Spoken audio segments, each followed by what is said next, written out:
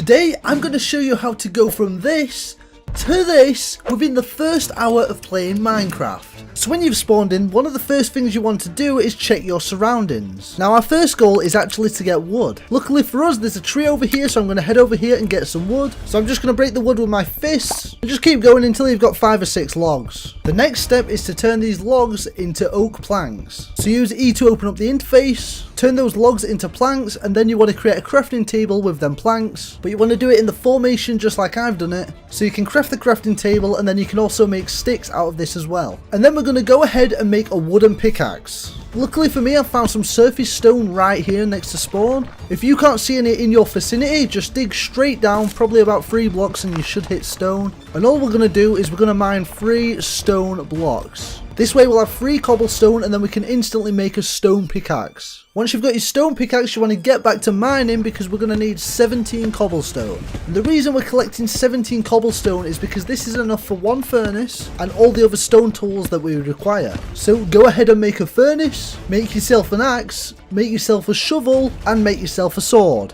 The next thing we want to do is we want to have enough wool to make a bed, so we need to go and find some sheep. Luckily for us there's some over here, and it's good to make a bed because it's going to allow us to skip the first night. But also we can gather some meat whilst doing this. I would also recommend using your axe to kill the sheep, as if you critical hit them, you can kill them in 1 hit. Now the way to critical hit them is to jump, and then on the way down as your body is falling, hit them, and then you'll get a critical hit and you'll be able to kill them in 1 hit. Now that we've got an axe, if there's any more trees around, you can start cutting them down, just so we've got a little bit more wood. And luckily for us, in this big stone area right here, there's loads of coal hanging about. So this is going to help us out massively, as it's going to allow us to make torches later on, and also give us some fuel so we can cook our meat. So what you can do is gather a few pieces of coal, get your meat cooking, and then whilst it's cooking, instead of hanging around, you can mine the rest of the coal. So it's all about being productive and efficient. So unfortunately we still haven't got enough wool, so we're going to go and find some sheep and kill them. Luckily for us, I haven't had to go too far to find some sheep, and if there's loads of animals around, don't hesitate to kill them, as at the end of the day it's just extra food for us. Whilst running around from place to place as well, if there's any grass, you can hit the grass and collect some seeds whilst you're running. We can then use these seeds later on to grow some wheat, which is going to be another food source for us if we need it. So once again, it's all about being productive. So we can make our bed, we've got coal, we've got food. Our next step is to gather some iron.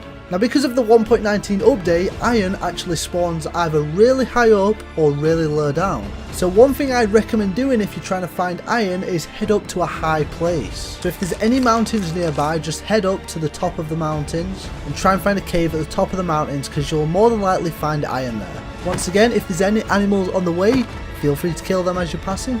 I did actually end up finding a ravine out of the corner of my eye, so I did actually end up going over to it, as because with all the exposed stone, sometimes it's really easy to find materials like iron. So I went over and had a quick look. Unfortunately though, it wasn't too great of a cave, so I didn't want to waste too much time in here, so I wanted to head back up into the mountains. Within a minute of being up in the mountains, I found a nice cave. To be honest, I was confident this would be a dead end, but it turned out to be a pretty good cave in the end. So you want to head down here. I like to have torches in my offhand and then my axe in my main hand, so I can fight mobs and light up the area at the same time. And I came across my first hostile mob, which was this creeper. Now you can either fight these mobs properly, or you can just get them to explode, which is what I did because we don't actually really need gunpowder in the early game. And just like that, we found our first batch of iron. So mine that iron, and then once again, it's all about being productive. So we want to get our furnace down and get the iron smelted, and because it's going to take a couple minutes to smelt, we've now got a full cave to explore, so we're always doing something. If there's coal about, collect more coal. Also when you're in the caves, make sure you check all the angles of where hostile mobs could come and block them off, or ensure they're sufficiently lit up. So although we're in a cave, it's probably about night time, so we can make our bed and sleep.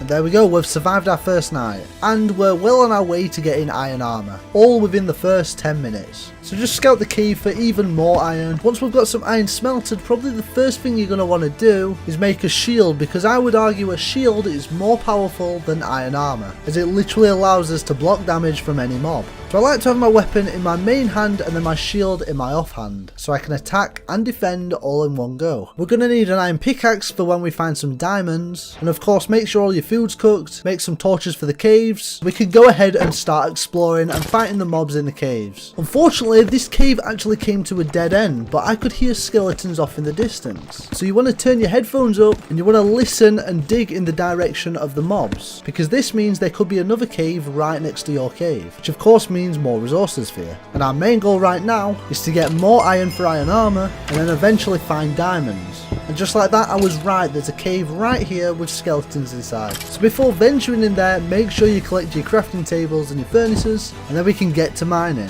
When in a situation with multiple mobs and a creeper, what you can do is actually get the creeper to explode so that it doesn't take any damage from you, but also actually kills all the other hostile mobs. Once again, being efficient, killing 2 birds with 1 stone. I then actually came across a lush cave, which is good because these tend to open up into quite big caves. And I'd say our main goal right now is to get even further down, because all the resources we need are going to be deeper down in the caves. And just like that, the cave opened up into a huge area. It was pretty dark and filled with mobs, so I made sure to be extra careful, taking them out one by one and mining all the iron we could find. Once again, we're being efficient, we're getting our furnaces down, smelting even more iron, and also killing mobs at the same time and exploring the cave. Because I accumulated enough iron now, I can also make my first piece of iron armor. And as we collect more iron, we're just going to make more iron armor. So after we took all the resources we need out of this cave, I realised it was actually a dead end. So what do we do in this situation? Now we've got 2 options. We can either A, turn back up the cave we've just come and then try and find another cave, but I know there's probably not going to be another cave nearby, as I've followed this cave all the way down here and it's led to a dead end. Or we could actually mine straight down. Now I'm sure you've heard the term don't ever mine straight down in Minecraft. Well, that's true to a certain degree. You see, if you use this method where you stand in the middle of 2 different blocks, you can safely descend without falling to your death. So that's exactly what I'm going to do until I get deep enough or find a cave. But eventually I got deep enough and landed in this big cave. Luckily, because I was doing my digging down method, we didn't fall into the cave and we're still alive. So when you're in a position like this and you want to drop down without taking any damage, if you haven't got a bucket of water, one thing that you can actually do is craft a boat, and then you can float down in the boat without taking any damage at all. But of course, just be careful of your surroundings. This moved into a nice sized cave and I managed to collect enough iron to create full iron armor.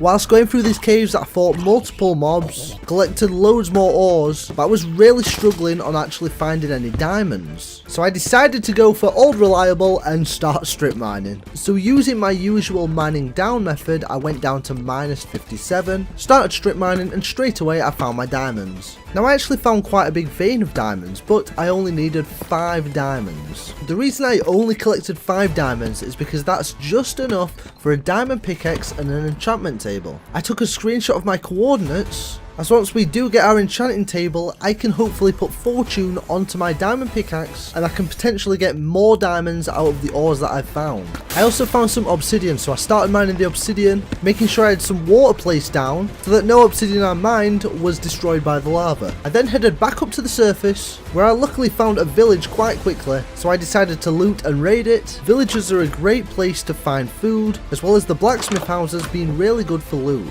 I then went and made my enchanting table, and I made a bookshelf because that's all I could make at this point, and just like that I managed to get fortune on my pickaxe. So I went back down to find even more diamonds, which was a little scary because I bumped into the warden, but I managed to get out alive. I collected enough obsidian for a portal, which is 10 obsidian, and I went up to the surface to light my portal. And of course I made diamond armor and diamond tools from all the diamonds I mined, and that's a pretty successful start to your Minecraft world. This video took a long time to make, so make sure you like and subscribe and check out this video.